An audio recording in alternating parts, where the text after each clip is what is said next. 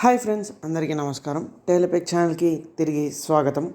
మనము లాస్ట్ వీడియోలో నారద మహాముని యొక్క ప్రవేశం, ఇంద్రప్రస్థ ప్రవేశం కానీ, ఆ యొక్క భవనం చూడడం కానీ, దాని తర్వాత నారద మహామునిని మన యుధిష్ఠిరుడు మిగతా ఇట్లాంటి విచిత్రమైన వింతైన మరియు ఎంతో చూడదగ్గ ప్రదేశాలు కానీ, భవనాలు కానీ ఏమైనా ఉన్నాయా అంటే మిగతా వాళ్ళు ఎట్లా కట్టుకున్నారు అన్న దానిపైన అన్నట్టుగా యుధిష్ఠిరుడు ప్రశ్నిస్తాడు కదా.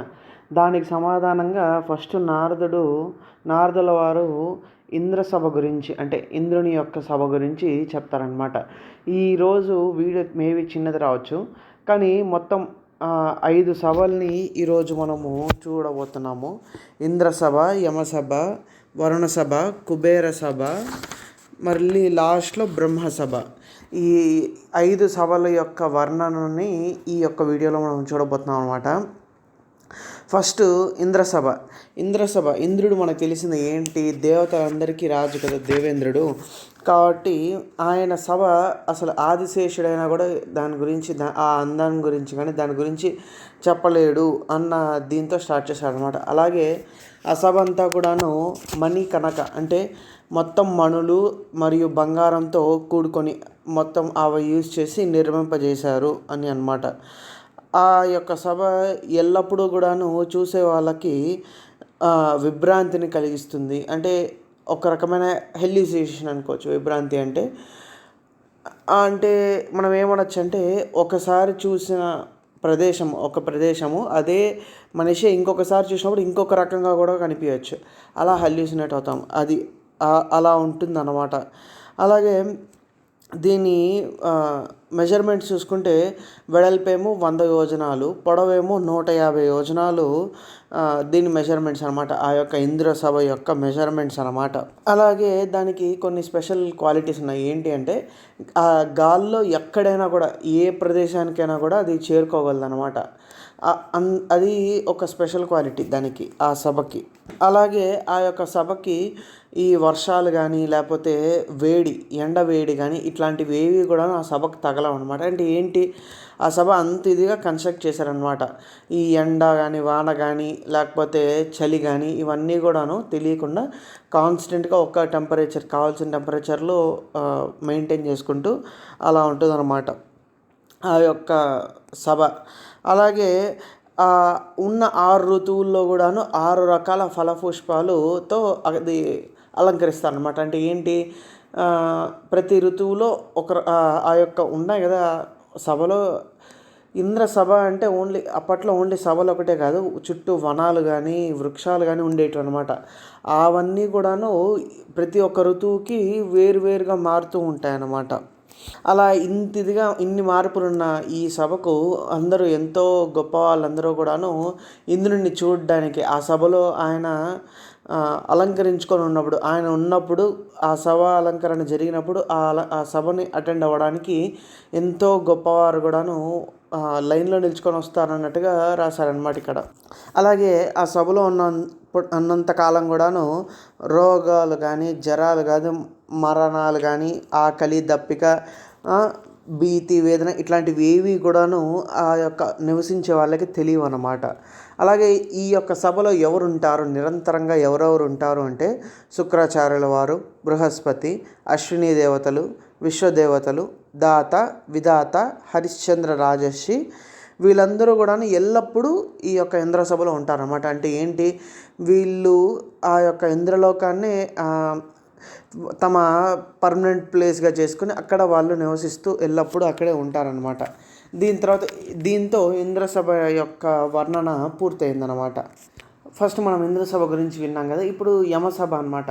అంటే మనము ఇంద్రుడు రాజు, దేవతల రాజు కాబట్టి ఇంద్రుడి గురించి విన్నాము. నెక్స్ట్ యమసభ గురించి వింటాం. ఎందుకు అంటే, ఎంతైనా కూడా యుధిష్ఠిరుని యొక్క తండ్రి కదా యముడు, కాబట్టి ఆయన యొక్క సభ గురించి నెక్స్ట్ చెప్తున్నారనమాట.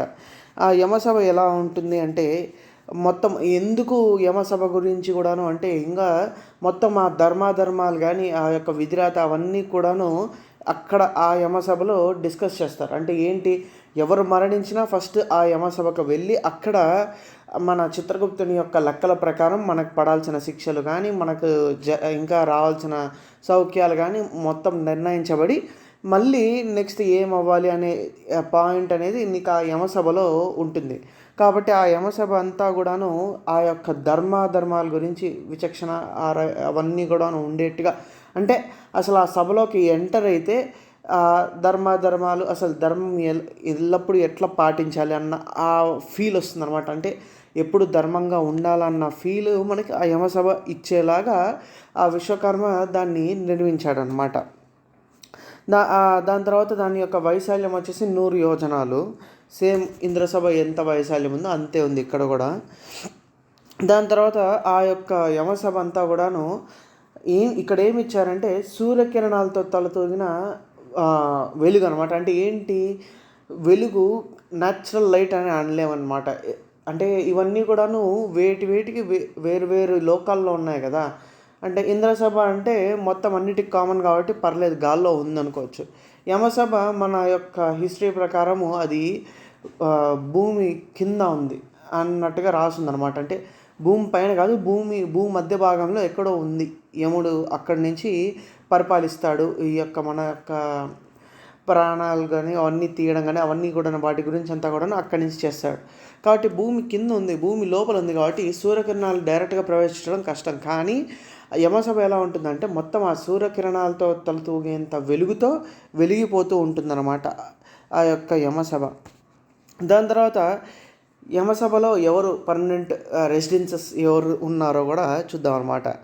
ఈ యొక్క యమసభలో పితృదేవతలు కానీ, కాలకింకరులు, అగస్తి మతంగాది సిద్ధమునీశ్వరులు, దాని తర్వాత ప్రత్యేక స్వరూపాలు ధరించిన కాలచక్రము క్రతువులు, దక్షిణ దిగ్దేవతలు మొదలైన మహితాత్మలందరూ కూడా ఇక్కడ ఉంటారనమాట. మనం చూసాం ఇక్కడ ఒక పాయింట్ ఉంది. ఏంటి అంటే ప్రత్యేక స్వరూపాలు ధరించిన కాలచక్రము అలాగే క్రతువులు. ఎందుకు మనము కాలచక్రం ప్రకారం అంటే కాలచక్రం ప్రకారమే మన యొక్క విధి అంతా కూడాను ముందరికి సాగుతూ ఉంటుంది కదా. కాబట్టి అంటే ఏంటి వాళ్ళు ప్రూఫ్, మన లివింగ్ ప్రూఫ్ ఏంటి అంటే టైం. కాలచక్రం అంటే టైమే కదా, ఆ టైం కానీ మళ్ళీ క్రతువులు అంటే మనం చేసే వర్క్స్ అన్నీ కూడా నోట్ చేసుకునే వాళ్ళలాగా, అంటే మన వర్క్స్కి ప్రూఫ్, మనం ఏం పనులు చేసామో వాటికి ప్రూఫ్ అన్నట్టుగా. అంటే ఆ రెండు కూడాను ఒక ప్రత్యేక రూపం ధరించి ఈ యొక్క యమసభలో ఉంటాయన్నమాట. అంటే ఏంటి అంత ఇంపార్టెంట్ అనమాట యమసభ. అలాగే వీళ్ళందరితో పాటు కూడాను జనక మహారాజు, బ్రహ్మదత్తుడు, శంతనుడు, వైన్యుడు, భూరిద్యుమ్నుడు, అలాగే మీ జనకులైన పాండు మహీపతి వీళ్ళందరూ కూడాను యమసభకు అలంకారంగా అక్కడ నిలిచి ఉన్నారు అని ఇంకొక మాట కూడా చెప్తాడనమాట నారద మునీంద్రులు. అలా చెప్పి ఈ యొక్క యమసభ వర్ణనని ముగిస్తాడనమాట. ఇలాగ యమసభ వర్ణన తర్వాత వరుణ సభ వర్ణన అనమాట. యుధిష్ఠిరుడికి ఇలా చెప్తాడు. ఏంటి అంటే ఆ యొక్క వరుణ భవనం కూడా విశ్వకర్మ నిర్మింపజేసిండదే. అది ఎంతో అది ఇంకొంచెం డిఫరెంట్గా ఉంటుంది అనమాట మిగతా భవనాల కన్నా. ఏంటి డిఫరెన్స్, మెయిన్ డిఫరెంట్ క్వాలిటీ ఏంటి అంటే అది నీళ్ళల్లో కూడా యథేచ్ఛగా పర్మనెంట్గా ఉండిపోగలదు అనమాట. అంటే ఏంటి ఏ ప్రాబ్లం లేకుండా దీనికి కూడా ఒక స్పెషల్ క్వాలిటీ ఉంది. ఏది మన ఇంద్రభవనం లాగా ఆకాశంలో ఎక్కడికైనా వెళ్ళగలదు.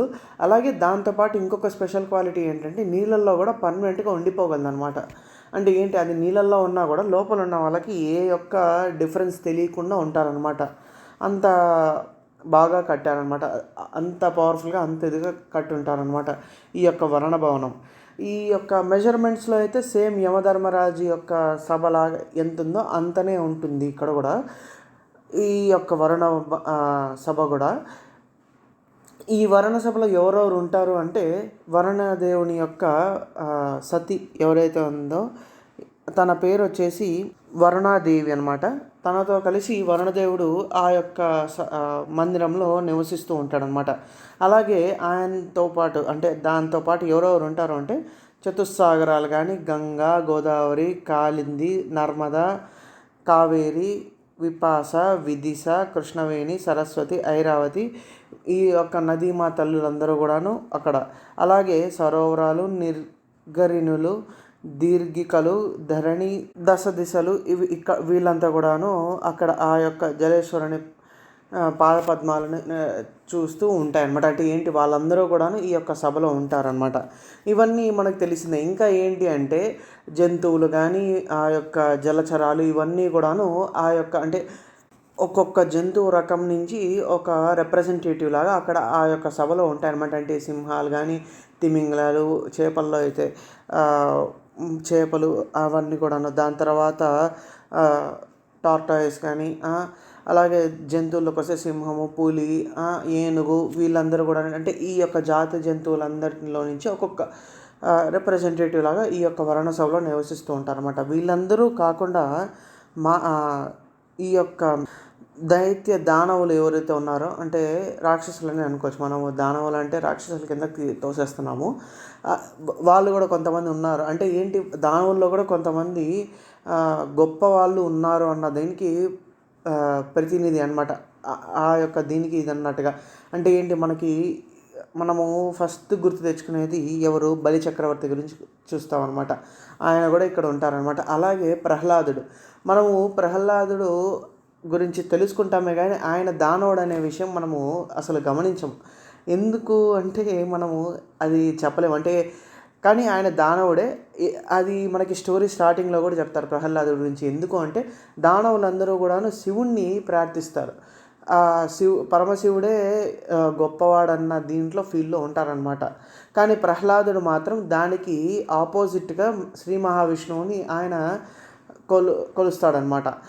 అందుకే ఆ స్టోరీ అంతా స్టార్ట్ అవ్వడం కానీ అదంతా కూడా జరుగుతుంది. అలాగా ప్రహ్లాదుడు కానీ, బలి చక్రవర్తి కానీ, విరోచనుడు, నముచి, నరకుడు, విప్రచిత్తి ఇలా ఎంతో మొదలైన ఇలాగ ఎంతోమంది దానవులు, దైత్య దానవులు అంటే ఏంటి మంచివాళ్ళు, దానవుల్లో మంచివాళ్ళు, మంచి పేరు కలిగిన వాళ్ళు కూడాను ఇక్కడ ఈ యొక్క దీంట్లో నివసిస్తూ ఉంటారన్నమాట. అలాగే పన్నాగాధీశ్వరులు అనమాట. అంటే ఎవరు? తక్షకుడు కానీ, ఐరావతుడు, వాసుకి, లోహితాంగుడు ఈ యొక్క పన్నాగాధీశుల్లో కూడాను ఇక్కడ ఈ సభలోనే ఉంటారు అని చెప్తాడనమాట. ఇలా చెప్పి వరుణ సభ గురించి ఆయన ముగిస్తాడు. ఈ యొక్క వరుణ సభ తర్వాత కుబేర సభ గురించి చెప్తాడనమాట. ఏంటి ఇప్పుడు వరకు మనము చూసుకున్నట్లయితే ఫస్ట్ ఇంద్ర సభ చెప్పినాడు. ఎందుకు? ఇంద్రుడు దేవతల యొక్క రాజు కాబట్టి. దాని తర్వాత యమసభ. యమసభ ఎందుకు చెప్పారు? ఆ యొక్క యముడు యుధిష్ఠుడి యొక్క తండ్రి కాబట్టి. దాని తర్వాత వరుణ సభ చెప్పారు. వరుణ సభ మెయిన్ ఎందుకు చెప్పారంటే ఆ యొక్క స్పెషల్ క్వాలిటీ ఏదైతే నీళ్ళల్లో ఉండిపోగలదో దాని గురించి చెప్పడానికి వరుణ సభ. దీని తర్వాత కుబేర సభ. ఎందుకు? ఆయనే రిచెస్ట్ కదా, అసలు డబ్బులు అంటే కుబేరుడు అంటాము కాబట్టి ఆయన సభ ఎలా ఉంటుందో తెలుసుకోవడానికి నెక్స్ట్ కుబేర సభ అనమాట. ఈ యొక్క కుబేర సభ ఎలాగ ఉంటుంది అంటే